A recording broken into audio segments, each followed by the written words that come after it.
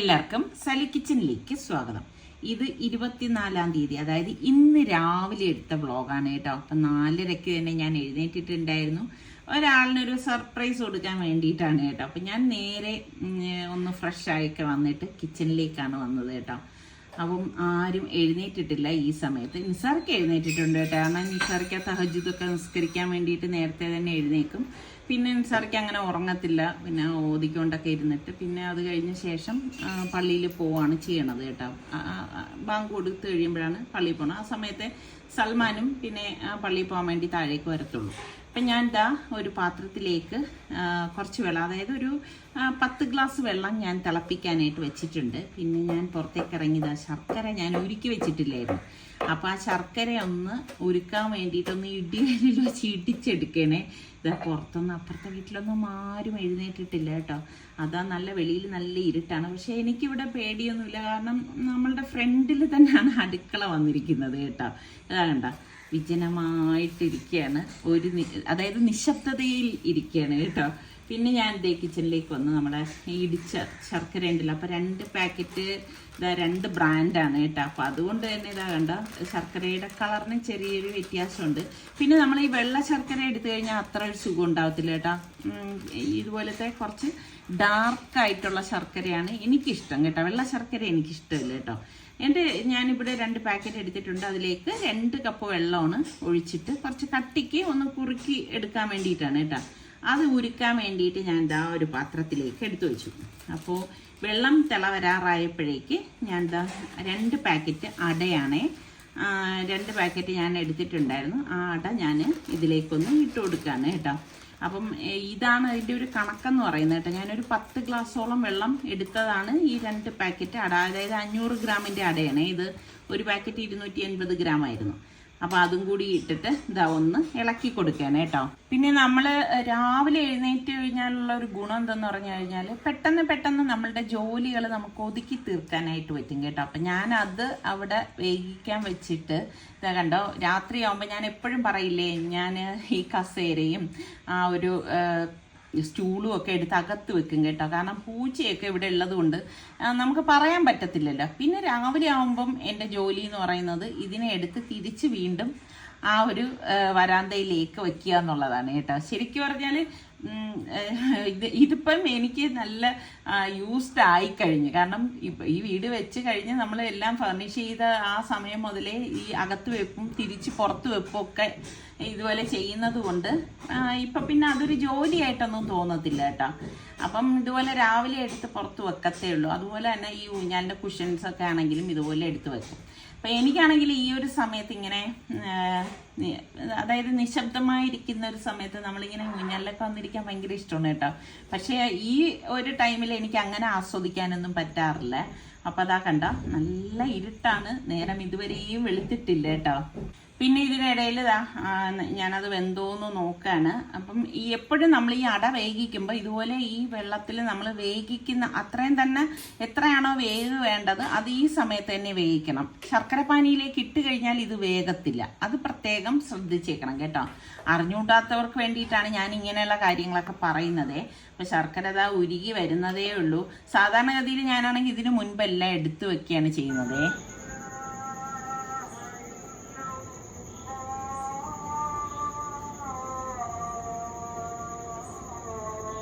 അപ്പോൾ ഞാൻ കുറച്ച് ചൗരി ഒന്ന് കഴുകിയെടുക്കണേ. നമ്മൾ ഈ അടപ്പായസമൊക്കെ വയ്ക്കുമ്പോഴേക്ക് ചൗരിയൊക്കെ ഇട്ടിട്ട് വയ്ക്കുമ്പോൾ നല്ല ടേസ്റ്റാണ് അല്ലേ. നിങ്ങൾക്ക് ഏത് തരം പായസമാണ് ഇഷ്ടം, നിങ്ങളുടെ ഇഷ്ടങ്ങൾ കൂടി പറയുക കേട്ടോ. അപ്പം ഞാൻ ചൗരി നന്നായിട്ടൊന്ന് കഴുകിയിട്ട് കുറച്ച് വെള്ളം വെച്ചിട്ട് അതും ഒന്ന് വേവിക്കാനായിട്ട് വെച്ചിട്ടുണ്ട്. അപ്പം ശർക്കര ഉരുക്കിയത് നമുക്കൊന്ന് അരിച്ചെടുക്കണം.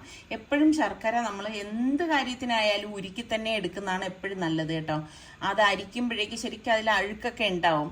2-3 പ്രാവശ്യം അരിച്ചാലും കുഴപ്പമില്ല കേട്ടോ.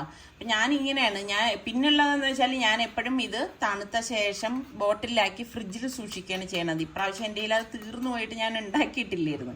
അതാണ് പിന്നെ ഈ സമയത്ത് റെഡിയാക്കിയത്. അപ്പോൾ അതാ കണ്ട നമ്മളുടെ അടയൊക്കെ പാകത്തിന് വെന്ത് വന്നിട്ടുണ്ട്. അപ്പം ഞാൻ പറഞ്ഞില്ലേ എത്ര വേവണം എന്നുള്ളത് നമ്മൾ ഈ സമയത്ത് തന്നെ വേവിച്ചെടുക്കണം. ശർക്കരപ്പാനിയിൽ കിടന്ന് അട വേകൂല, അത് പ്രത്യേകം ശ്രദ്ധിക്കണം കേട്ടോ. അപ്പം നമുക്കിനിയിപ്പം അടയൊന്ന് ഡ്രെയിൻ ചെയ്തിട്ട് ഇനി ഇത് നന്നായിട്ടൊന്ന് വാഷ് ചെയ്തെടുക്കണം. അതിലെ ആ ഒരു സ്റ്റാർച്ചൊക്കെ പോത്തക്ക രീതിയിൽ നമ്മൾ ഇതൊന്ന് കഴുകിയെടുക്കുകയാണ് ചെയ്യുന്നത് കേട്ടോ. അപ്പോൾ ഒരുപാട് ക്വാണ്ടിറ്റിയിലൊക്കെ നിങ്ങൾ ഉണ്ടാക്കുകയാണെങ്കിൽ വലിയ വട്ടിയൊക്കെ കിട്ടുമല്ലോ, ആ വട്ടിയിലൊക്കെ വെച്ചിട്ട് ഇതുപോലെ നമുക്ക് കഴുകിയെടുക്കാനായിട്ട് പറ്റും കേട്ടോ. അപ്പം ഇതുപോലെ തണുത്ത വെള്ളം ഒഴിച്ചിട്ട് നമുക്കിതുപോലെ ഒന്ന് കഴുകിയെടുക്കാമേ. അപ്പം കഴുകിയ ശേഷം നമുക്കിനിയിപ്പം ഇതൊന്ന് ഡ്രെയിൻ ചെയ്യാനായിട്ട് വെക്കണം. കാരണം അതിൽ ആ ഒരു വെള്ളത്തിൻ്റെ ആ ഒരു ഇത് വേണ്ട, അതുകൊണ്ടാണ് നമ്മളിത് ഡ്രെയിൻ ചെയ്യണം. അപ്പം ഞാൻ എന്താ വീണ്ടും തണുത്ത വെള്ളം ഒഴിച്ച് നല്ലതുപോലെ ഇതൊന്ന് കഴുകിയെടുക്കാനായിട്ട്. ഒട്ടും ആ ഒരു സ്റ്റാർച്ച് പാടില്ല, എങ്കിൽ പിന്നെ പായസം ഉണ്ടാക്കുമ്പം അത്ര ഒരു ടേസ്റ്റ് ഒന്നും ഉണ്ടാവത്തില്ല കേട്ടോ. അപ്പം ഇപ്പം ഞാൻ മൊത്തം നന്നായിട്ട് കഴുകിയിട്ടുണ്ട്, അത് ഡ്രെയിൻ ചെയ്യാൻ മാറ്റി വെച്ചു. പിന്നെ ഇത് വേവിക്കാൻ വേണ്ടിയിട്ട് ഒരു പാൻ അടുപ്പത്തേക്ക് വെച്ച ശേഷം നമുക്ക് കുറച്ച് നെയ്യ് ഇതിലേക്ക് ഇട്ട് കൊടുക്കാം കേട്ടോ. ഞാനിവിടെ ഒരു 2 ടേബിൾ സ്പൂണോളം നെയ്യ് ഇതുപോലെ ചേർത്ത് കൊടുക്കുന്നുണ്ട്. എന്നിട്ട് നമ്മൾ കഴുകി ഡ്രെയിൻ ചെയ്ത് വെച്ചിരിക്കുന്ന അട നമുക്ക് ഇതിലേക്ക് ഇട്ടിട്ട് നന്നായിട്ട് ഒന്ന് ഇളക്കി കൊടുക്കാം. ഒരു 3-4 മിനിറ്റ് ഒന്ന് ആ നെയ്യിലൊന്ന് ഇളക്കി കൊടുത്താൽ മാത്രം മതി, ഒരുപാട് അങ്ങ് ഇളക്കി കൊടുക്കണ്ട കേട്ടോ. അപ്പം ഞാൻ ഇതുപോലെ ഒന്ന് ഇളക്കി കൊടുക്കണേ. അപ്പോൾ 2 പാക്കറ്റ് ആയതുകൊണ്ടാണ് അത്യാവശ്യം വലിപ്പമുള്ള പാൻ എടുത്തത് കേട്ടോ. പിന്നെ എനിക്കാണെങ്കിൽ ഇങ്ങനെ ഈ പാല് ചേർത്ത പായസം എനിക്ക് വലിയ ഇഷ്ടമില്ല കേട്ടോ. നിങ്ങൾക്കൊക്കെ എങ്ങനെയാണ് ഇഷ്ടമുള്ളവരുണ്ടോ? പിന്നെ ഞാനിതിൽ 1/4 കപ്പോളം പഞ്ചസാര ചേർത്ത് കൊടുക്കുന്നുണ്ട്. അപ്പോൾ ആ അടയ്ക്ക് നല്ല ഒരു പ്രത്യേക ടേസ്റ്റ് കിട്ടും നിങ്ങൾ പഞ്ചസാരയും ശർക്കരപ്പാനിയും ചേർത്തുണ്ടാക്കുമ്പോൾ. അതും കൂടി ചേർത്തിട്ട് നല്ലതുപോലെ ഒന്ന് ഇളക്കി കൊടുക്കാം കേട്ടോ. ഇനി നമുക്ക് ഇതിലേക്ക് ഞാൻ ഉരുക്കി എടുത്തിരിക്കുന്ന ഫുള്ള് ശർക്കരപ്പാനി ഇതിലേക്ക് ഒഴിക്കില്ല, നമുക്ക് ആവശ്യത്തിനുള്ളത് ഒഴിച്ച് എടുക്കണം. മധുരം നിങ്ങളുടെയൊക്കെ വീട്ടിലുള്ളവരുടെ പാകത്തിനനുസരിച്ച് എടുത്താൽ മതി കേട്ടോ. അപ്പം ഞാൻ ശർക്കരപ്പാനിയും കൂടി ഒഴിച്ച ശേഷം നല്ലതുപോലെ ഇതൊന്ന് ഇളക്കി കൊടുക്കാം. അതോടൊപ്പം തന്നെ നമ്മൾ വേവിച്ച് വെച്ചിരിക്കുന്ന ആ ചവ്വരി ഞാനൊന്ന് ഡ്രെയിൻ ചെയ്തിട്ട് നന്നായിട്ടൊന്ന് വാഷ് ചെയ്തെടുത്തതാണ്, അതും കൂടി ഇതിലേക്ക് ഇട്ട് കൊടുക്കാണ് കേട്ടോ. എന്നിട്ട് ഇതുപോലെ ഒന്ന് ഇളക്കി കൊടുക്കണം നല്ലതുപോലെ. അപ്പം കണ്ട കളർ ചേഞ്ചായി വന്നിരിക്കുന്നത് കണ്ടോ, മധുരമൊക്കെ കറക്റ്റിന് വന്നിട്ടുണ്ട്. ഇതിലേക്ക് കുറച്ച് നെയ്യും കൂടി ഈ സമയത്ത് ഞാൻ ചേർത്ത് കൊടുക്കുകയാണ് കേട്ടോ. ഇതുപോലെ ഒന്ന് ഇളക്കിയെടുക്കണം. ശരിക്കും പറഞ്ഞാൽ അടപ്പായസമൊക്കെ ഉണ്ടാക്കാൻ വളരെ എളുപ്പമാണെന്നേ. പിന്നെ വലിയ ഉരുളിയൊക്കെ ഉണ്ടെങ്കിൽ ഉരുളിയിലുണ്ടാക്കിയാലും നല്ല ടേസ്റ്റാണ് കേട്ടോ. ഇനി നമുക്കിതിലേക്ക് 2ാം പാലാണ് ഞാൻ ഒഴിച്ചു കൊടുക്കുന്നത്. ഇപ്പം എൻ്റെ കയ്യിൽ ഉരുളി ഉണ്ടെങ്കിലും വലിയ ഉരുളിയല്ല ഇരിക്കുന്നത് കേട്ടോ, ഇത്രയും ക്വാണ്ടിറ്റി കൊള്ളത്തക്ക ഉരുളി അല്ല. അതൊരു ഇറ്റാലിയത്തിൻ്റെ ഉരുളിയാണ്. പിന്നെ അത് എടുക്കാൻ മടിച്ചിട്ട് ഞാൻ പിന്നെ ഇത് ചെയ്യില്ല. പിന്നെ എൻ്റെ കയ്യിൽ അല്ലാതെ ഉള്ളത് തീരെ ചെറിയ ഉരുളിയാണേ. അപ്പോൾ ബ്രോൺസിൻ്റെ ഉരുളി. അപ്പോൾ ഞാൻ 1ാം പാലാണ് ലാസ്റ്റ് ഒഴിക്കുന്നത്. 1ാം പാൽ ഒഴിച്ചു കഴിഞ്ഞാൽ പിന്നെ നമ്മൾ ഒരുപാട് നേരം ഇട്ടങ്ങ് വേവിക്കേണ്ട ആവശ്യമില്ല. ഒന്ന് തിള വരുന്ന ഒരു സമയത്ത് നമുക്കത് ഓഫ് ചെയ്യണം കേട്ടോ. അപ്പം ഈ സമയത്ത് ഞാൻ ഇതിലേക്ക് നമുക്ക് ഏലക്കാപ്പൊടി ചേർത്ത് കൊടുക്കണം കേട്ടോ. അപ്പം ഞാനിവിടെ വീട്ടിൽ തന്നെ പൊടിച്ചെടുത്ത ഏലക്കാപ്പൊടി ഇതുപോലെ കുപ്പിയിലാക്കി വെച്ചിട്ടുണ്ട്. അപ്പോൾ ആ ഏലക്കാപ്പൊടി നമുക്ക് ആവശ്യത്തിനുള്ളത് ചേർത്ത് കൊടുത്തിട്ട് നല്ലതുപോലെ ഒന്ന് ഇളക്കി കൊടുക്കാം. അപ്പോൾ ഇതിപ്പം കറക്റ്റ് പരുവത്തിന് വന്നിട്ടുണ്ട്, നല്ല മണം വരുന്നുണ്ട് കേട്ടോ. കാരണം നമ്മൾ ഇതിലേക്ക് ഇടയ്ക്ക് നെയ്യൊക്കെ ചേർത്ത് കൊടുത്തതല്ലേ. ഇനി നമുക്കിതിലേക്ക് അണ്ടിപ്പരിപ്പും കിസ്മിസും ഒക്കെ ഒന്ന് താളിച്ചൊഴിക്കാൻ വേണ്ടിയിട്ട് നെയ്യാണ് ഒരു പാനിലേക്ക് ഒഴിച്ചു കൊടുക്കുന്നത്.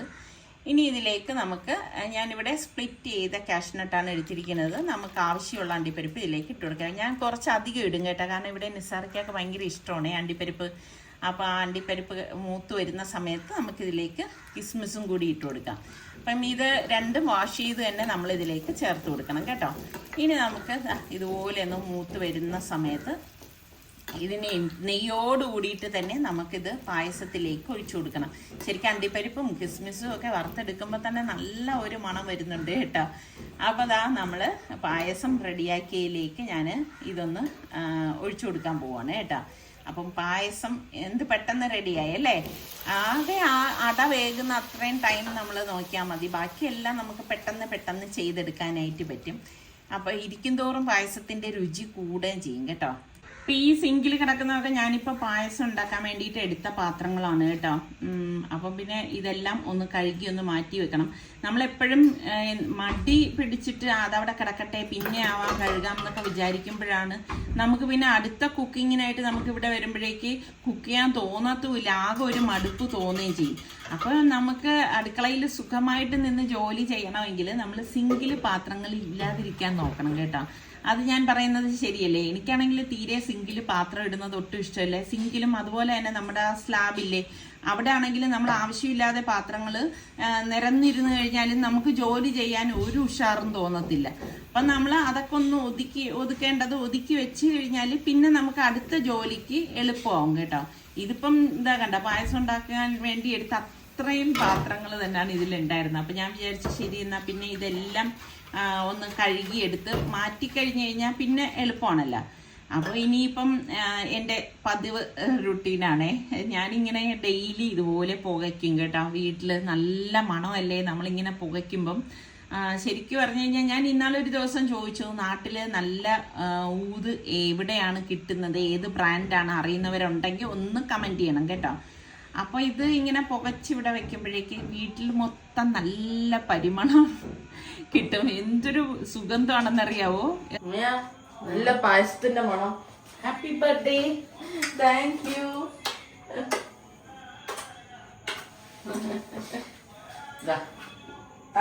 പായസമൊക്കെ ഉണ്ടാക്കിയ സർപ്രൈസ് അല്ലെ? പിന്നെ നീ നിസ്കരിക്കാൻ പിന്നെ അറിയത്തില്ലേ പായസം.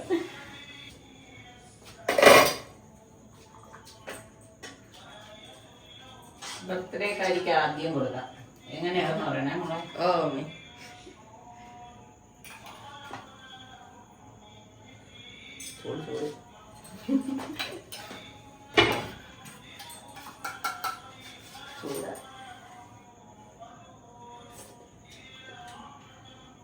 കൊള്ളാം, എനിക്ക് ചൂടൊക്കെ പിടിക്കാം. അപ്പൊ വായില് വെക്കുന്ന പിന്നെ നീ എങ്ങനെ കൊള്ളാന്ന് പറഞ്ഞത്? ആ നാക്കിൽ കുറച്ച് ടേസ്റ്റ് തോന്നുന്നു.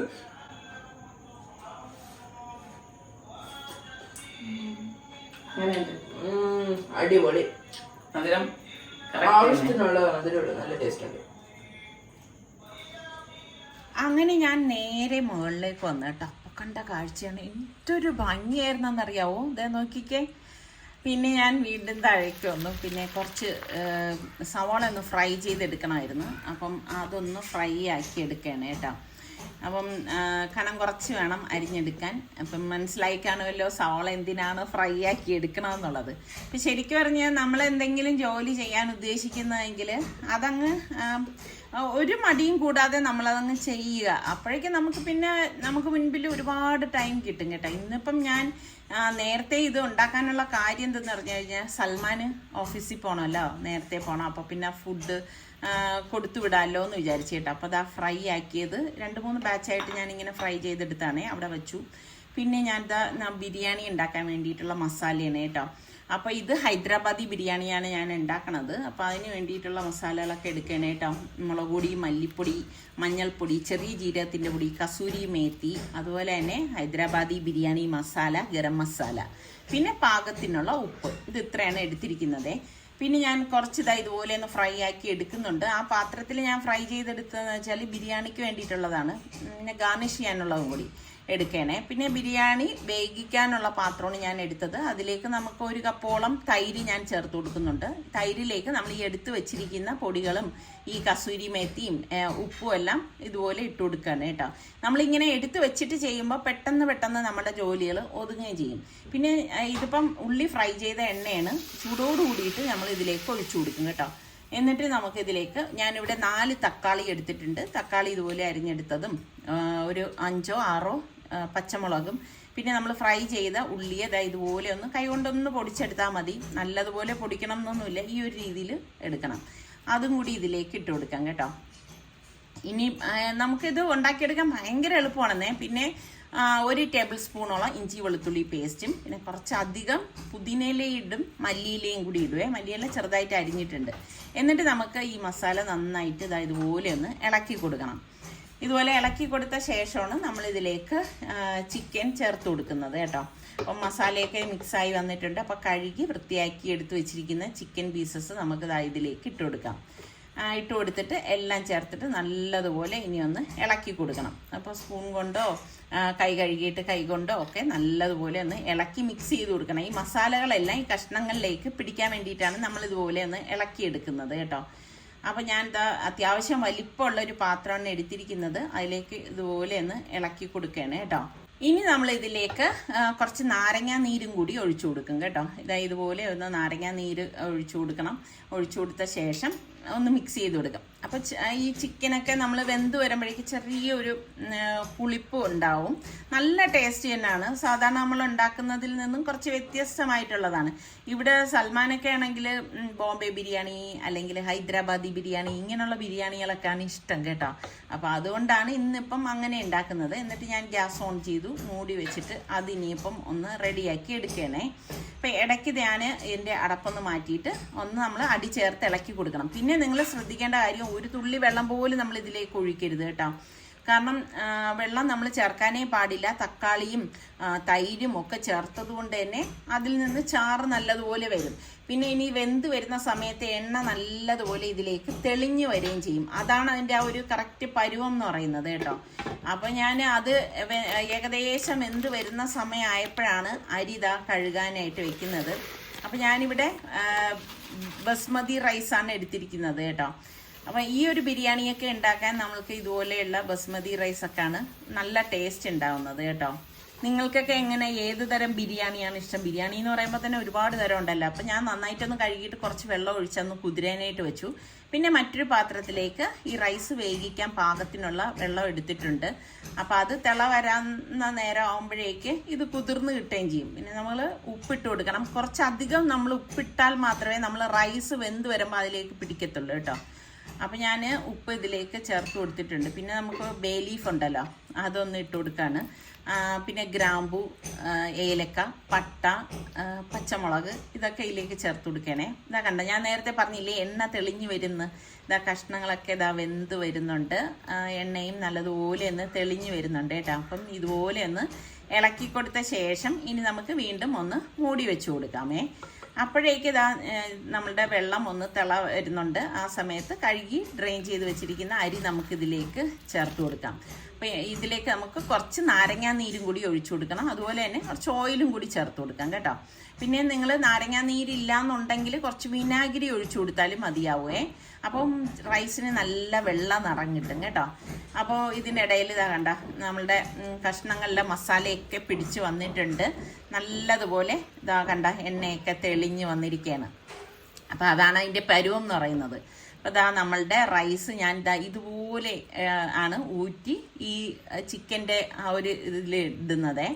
അപ്പം ഇങ്ങനെയാണ് ഞാൻ ഈ ബോംബെ ബിരിയാണി ആയാലും ഹൈദരാബാദി ബിരിയാണി ആയാലും ഒക്കെ ഉണ്ടാക്കണത്. പിന്നെ കുറച്ച് സാഫ്രോൺ ആണ് പാലിൽ കലക്കിയത് ഇതുപോലെ ഒന്ന് ഒഴിച്ചു കൊടുക്കാൻ കേട്ടോ. അത് നല്ലത് തന്നെയാണ് കേട്ടോ. അപ്പം ഞാനിത് പാലിൽ നേരത്തെ കുതിർക്കാൻ വെച്ചിട്ടുണ്ടായിരുന്നു സാഫ്രോൺ. എന്നിട്ടാണ് നമ്മൾ ഇതിലേക്ക് ഒഴിച്ചു കൊടുക്കുന്നത്. അടുത്തതും ഇതുപോലെ റൈസ് ഫുള്ളായിട്ട് നമ്മൾ ഇട്ട് കൊടുക്കുകയാണ് കേട്ടോ. ഫുള്ള് റൈസ് ഞാൻ ഇതിലേക്ക് ചേർത്ത് കൊടുക്കുന്നുണ്ട്. എന്നിട്ട് നമുക്ക് കുറച്ച് നെയ്യും കൂടി ഇതിലേക്ക് ഇട്ട് കൊടുക്കാം. അപ്പോൾ നമ്മൾ ചിക്കൻ വേവിച്ചതിലൊന്നും നെയ്യ് ചേർത്തിട്ടില്ലല്ലോ, ഓയിൽ മാത്രമല്ലേ ഉള്ളൂ. അപ്പം നല്ല ഒരു മണം കിട്ടും നമുക്ക് ബിരിയാണി റെഡിയായി വരുമ്പോഴേ. എന്നിട്ട് സാഫ്രോണും അതുപോലെ തന്നെ മല്ലിയില ഉണ്ടല്ലോ, ചെറുതായിട്ട് മല്ലിയില അരിഞ്ഞതും കുറച്ച് പുതിനയിലേക്ക് നമുക്കിതിലേക്ക് ചേർത്ത് കൊടുക്കാം. പിന്നെ നമ്മൾ ഫ്രൈ ചെയ്ത് വെച്ചിരിക്കുന്ന ഒണിയൻ കൂടി ഇതിലേക്ക് ഇതുപോലെ ഇട്ട് കൊടുക്കുന്നുണ്ട്. പിന്നെ അണ്ടിപ്പരിപ്പും കിസ്മിസും ഒന്നും നമ്മൾ ഈ ഒരു ബിരിയാണിക്ക് ഇട്ട് കൊടുക്കാറില്ല കേട്ടോ. എന്നിട്ട് ഇനിയിപ്പം നമുക്ക് ഇനി ഇത് മൂടി വെച്ചിട്ട് ഒന്ന് വേവിച്ചെടുക്കണം. അപ്പം അതിന് മുൻപ് നമ്മൾ ബിരിയാണി വേവിച്ച റൈസിൽ നിന്നാണ് ഞാൻ ദാ 1 കപ്പ് വെള്ളം എടുത്തിരിക്കുന്നത്. 1 കപ്പല്ല, ഇതിപ്പം മെഷറിങ് കപ്പിൽ നോക്കിക്കഴിഞ്ഞാൽ 1/2 കപ്പ് വെള്ളം. എന്നിട്ട് ഇതാ ഇതുപോലെ ഒന്ന് ചുറ്റിനും ഒഴിച്ചു കൊടുക്കുക. അങ്ങനെ ഒഴിച്ചു കൊടുക്കണം എന്തെന്ന് വെച്ച് കഴിഞ്ഞാൽ ഈ ബിരിയാണി ഡ്രൈ ആവാതിരിക്കാനാണ് ഇങ്ങനെ ചെയ്യണത്.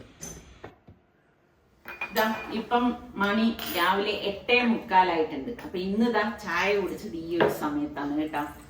കാരണം രാവിലെ കുറച്ച് പണിയും കാര്യമൊക്കെ ഉണ്ടായിരുന്നില്ല. അപ്പൊ ഇന്നത്തെ സ്പെഷ്യൽ എന്ന് പറയുന്നത് ഇന്നതാ കണ്ട, 24-ാം തീയതിയാണ്. ഇന്ന് രാവിലെ തന്നെ എടുക്കുന്ന വീഡിയോ ആണ്. നമ്മുടെ ഫാബിയുടെ ബർത്ത്ഡേ ആയിരുന്നു. അപ്പോ ഫാബി എൻ്റെ അടുത്ത് പറഞ്ഞിരുന്നു, ഉമ്മിയാ അങ്ങനെ ആഘോഷവും ഇതൊന്നും വേണ്ടാന്ന്. എന്നാലും എനിക്കൊരു മനസാക്ഷി എന്ന് പറയുന്നതില്ലേ, ഇതൊക്കെ എല്ലാവരും ആഗ്രഹിക്കുന്നതല്ലേ.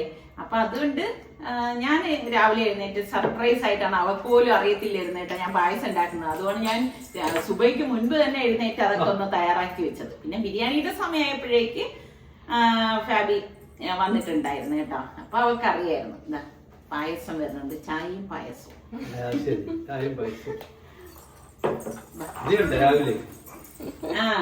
പാചകമാണ് മോള്. അവളുടെ അക്കി വാങ്ങിച്ചു കൊടുത്തതാണ്. കുക്കിംഗ് ഗ്യാസും ഫ്രിഡ്ജും അല്ലെ എല്ലാം. ഞാൻ വെക്കാം കേട്ടാ. മോളേക്ക് വാ ഇതിലിളക്ക്. മോളെ സ്പൂണായിരിക്കുന്നു.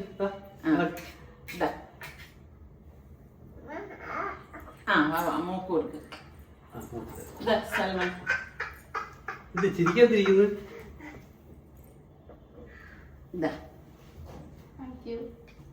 എങ്ങനെയുണ്ടെന്ന് പറയണം. എങ്ങനെയുണ്ട്? എനിക്ക് സുൽത്താനെ രാത്രി തന്നെ വിഷ് ചെയ്തിരുന്നു. രാത്രി 12 മണിയായപ്പോ വിഷ് ചെയ്തു. എന്നിട്ട് പറഞ്ഞ് എനിക്കുള്ള ഗിഫ്റ്റ് 2 ദിവസത്തിന്റെ അകത്ത് എത്തും പറഞ്ഞു.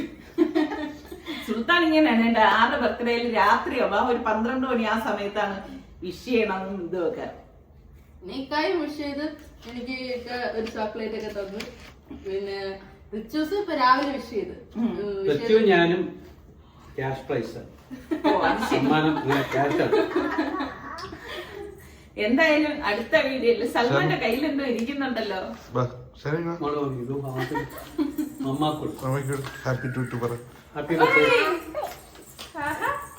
Thank you. ആ സന്നയുടെ പപ്പാടെ വകയെ നോക്ക് ഹാപ്പി ഹാപ്പി ടു എവിടെയെങ്കിലും മെഴുകുതിരിയോ ഇന്ന് വന്നാലേ കിട്ടത്തുള്ളൂ. മെഴുകുതിരിയോ ബലൂണോ കണ്ടു കഴിഞ്ഞാണ്ടല്ലോ അപ്പൊ പറയും ഹാപ്പി ടു അല്ലേ? സനക്കുട്ടി എങ്ങനെ പറയും? ഇനി വാ, ഇവിടെ വാ സനക്കുട്ടി. അടിപൊളി വാച്ചാണെന്ന് തോന്നുന്നു. ടൈറ്റിന്റെ കവറാണ്. Thank you thank you. നല്ല വാച്ച്. ഓ അടിപൊളി. Thank U.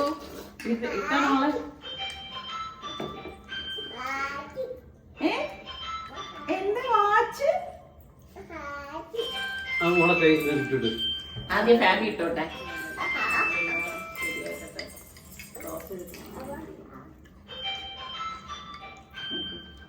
ആരെ വെല്ലും?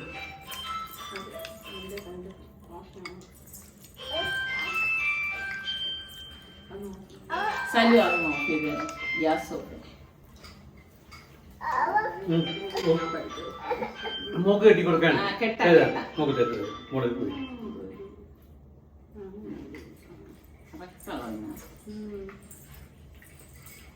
കറക്റ്റ് അളവ് കേട്ടോ. കൊള്ളാം. അടിപൊളി വാച്ച്. കറക്റ്റ് അളവ്. മോക്കൊന്ന് കെട്ടിക്കൊടുക്കാൻ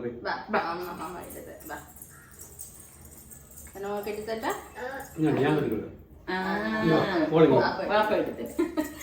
അവൾക്കെല്ലാം ഇങ്ങനെ നോക്കണം. സനക്കുട്ടി ഇനി ഒരു വാച്ച് വാങ്ങണം അല്ലേ? ഇല്ലേ മോളെ? നോക്ക് നോക്ക് നോക്ക് കൊള്ളാവോ?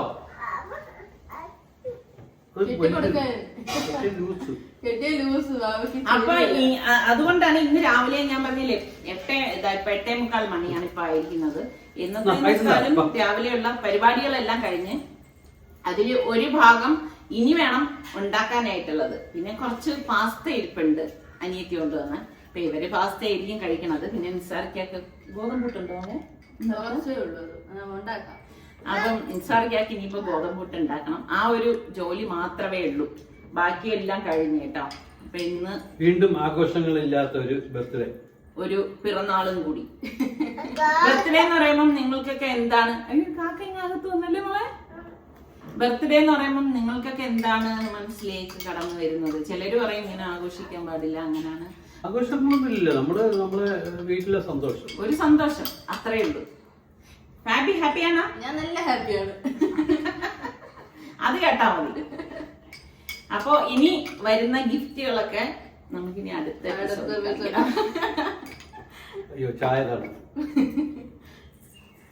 അതിരിക്കട്ടെ. പായസം എങ്ങനെയുണ്ടെന്ന് പറഞ്ഞില്ലല്ലോ.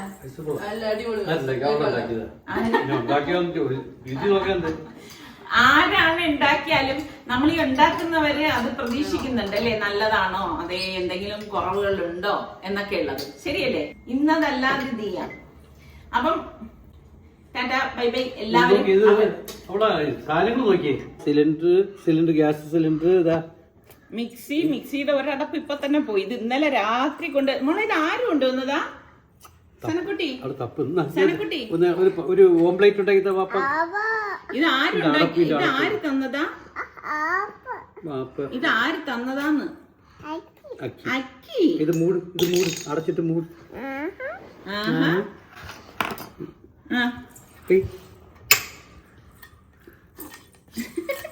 നാണം അപ്പടെ പടിയിപ്പോ ഇരിക്കുവോ? ഉണ്ടാക്കുന്നില്ലേ? മൂടി വെക്കും. കുക്ക് ചെയ്യുന്നില്ലേ? ഗ്യാസ് അപ്പൊ ഞാൻ ഉണ്ടാക്കാം കേട്ടാ. ഇനിയിപ്പൊ എന്റെക്ക് കറണ്ട് ഇല്ലെങ്കിൽ ഞാൻ സന എടുത്തു വരാം കേട്ടാ. സനമോൾ എനിക്ക് മിക്സിയിലൊക്കെ ഒന്ന് അരച്ചു തരണം. ഒന്ന് കുക്ക് ചെയ്യാനൊക്കെ ഗ്യാസ് തരുമോ? ഓക്കെ ഓക്കെ പറ. വീഡിയോ കണ്ടിട്ടാണ് അറിയണത് ആരൊക്കെ കണ്ടിട്ട് വിഷ് ചെയ്തു. അത് എളുപ്പമല്ലേ? വീഡിയോ കണ്ടു കഴിഞ്ഞാൽ അപ്പോഴേക്ക് മെസ്സേജ് ചെയ്താ പോരെ ഹാപ്പി ബർത്ത്ഡേ ഫാബിന്ന്. വീഡിയോ വരുന്നതിന് മുൻപ് ആരൊക്കെ വിഷ് ചെയ്യുന്നു അവരൊക്കെയാണ് യഥാർത്ഥ നിന്റെ ബർത്ത്ഡേ ഓർത്തിരിക്കുന്നവര്. അപ്പൊ അടുത്ത് നമ്മളുടെ ഗിഫ്റ്റുകളൊക്കെ വന്ന ശേഷം അത് നമുക്ക് ഇനി അടുത്ത എപ്പിസോഡിൽ കാണിക്കാം കേട്ടാ. ഓക്കെ ടാറ്റാ ബൈ ബൈ അസ്സലാമു അലൈക്കും. പറഞ്ഞേ സലാം പറഞ്ഞോളെ. Okay bye bye. ഓക്കെ.